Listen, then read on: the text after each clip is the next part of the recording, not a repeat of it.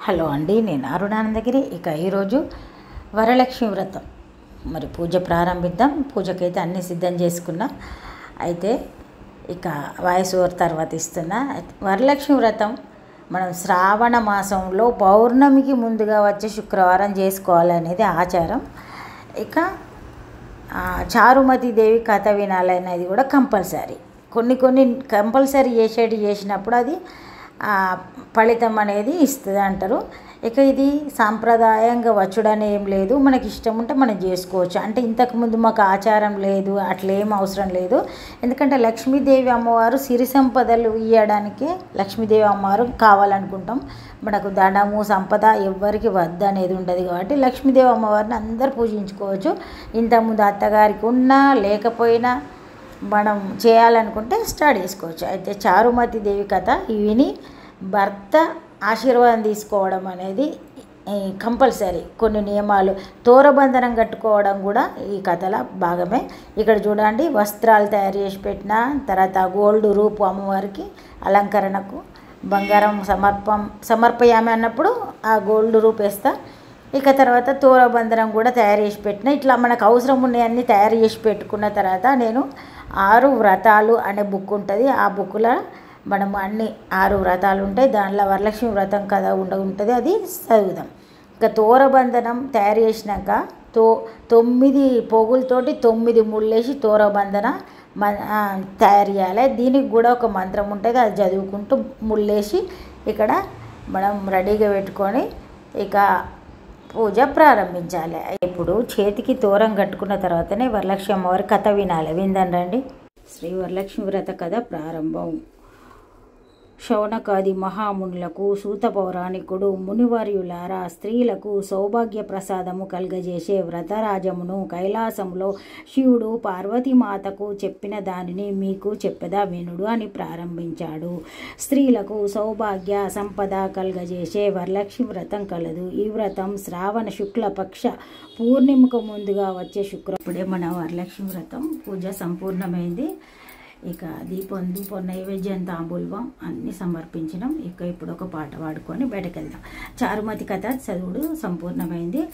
ఇక దూరబంధనం కట్టుకొని కథ చదవాలి. ఇక చదివినాం. ఇక్కడ ఇప్పుడు మనం ఒక్క పాట ఇష్టమైంది పాడుకోవాలి.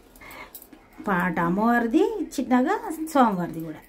క్షీరాబ్ది లక్ష్మి క్షీరాబ్ది. ఇప్పుడు వరలక్ష్మి వ్రతం కథ సంపూర్ణమైంది. అయితే కథ చదివిన తర్వాత ఇక్కడ మనం దీపం ధూపం నైవేద్యం తాంబూలం అమ్మవారికి సమర్పించాలి. ఇక 9 రకాల నైవేద్యాలు అంటారు. ఇక మనం నైవేద్యాలు చేసుకుంటా ఉంటే 2 అవుతుంది. నేను నమ్ముకున్నది నేను చేసుకుంటా. ఇక అమ్మవారు ఎన్ని నైవేద్యాలు పెట్టిండ్రని అని కాకుండా మనం మనస్ఫూర్తిగా పూజ చేసుకోవాలి. అది విషయం. ఏదో ఒకటి, నేనైతే సీరా చేసిన, పులిహోర చేసిన.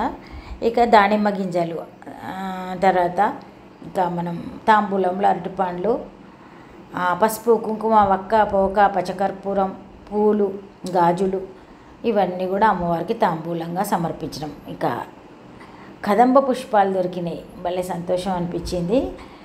ఇక అమ్మవారికి చాలా ప్రీతికరం అంటారు కదా కదంబ పుష్పాలు. ఇక ఎప్పుడు చెప్పుకున్నట్టే షోడశోపచారాలు ఉండేటట్టు పూజ చేస్తే ఏ పూజ అయినా సంపూర్ణం అంటారు. ఇక మనం 6 వ్రతాల బుక్లా మనం ఆ బుక్ తోటి వేసుకుంటే మంచి కరెక్ట్ ఉంటుంది. అందుకని అది చెప్తున్నా నేను.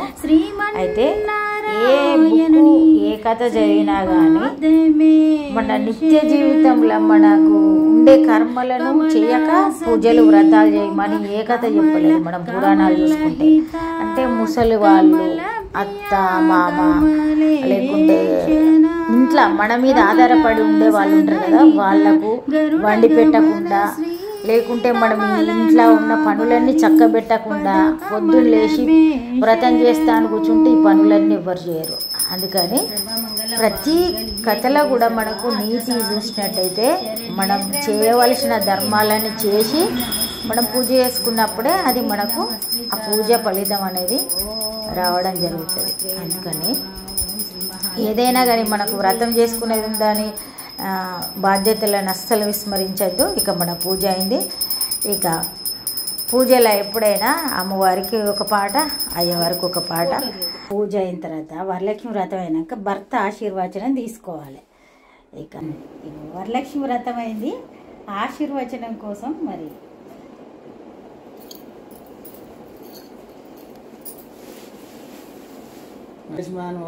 ఇప్పుడైతే తీర్థ ప్రసాదాలు తీసుకొని వాయనం తీసుకోవడానికి అమ్మ దగ్గరికి వెళ్తాం. ఇప్పుడు అమ్మ దగ్గరికి వాయనం తీసుకోవడానికి పోతున్నా. పొద్దుగాల 8 గంటల నుండి స్టార్ట్ అయింది మా అమ్మ ఫోన్ చేసుడు. ఇప్పుడు 12 అవుతుంది. మన పూజ అయిన తర్వాత పోతున్నాం. అయితే ఇప్పుడైతే అమ్మ వాయనం ఇచ్చిన తర్వాత భోజనం చేస్తా అని మరి తొందర రమ్మన్నది వెళ్తుంది. కానీ మన బాధ్యతలు కూడా మనకు ఉంటాయి కదా, బాధ్యతలు విస్మరిస్తే కూడా తప్పే. ఇక ఇక్కడైతే సిగ్నల్ పడ్డది. ఇక పంచులు వేస్తుండ్రు మా వారు. అంటే 1,00,000 షాపింగ్ తర్వాత ఏదో ఆశీర్వాదం తీసుకున్నాడు అన్నట్టుగా అతను ఏదో అంటుండ్రు. మొత్తానికి సరే మళ్ళీ అక్కడికి వెళ్ళి వద్దాం, వచ్చేటప్పుడు చూద్దాం.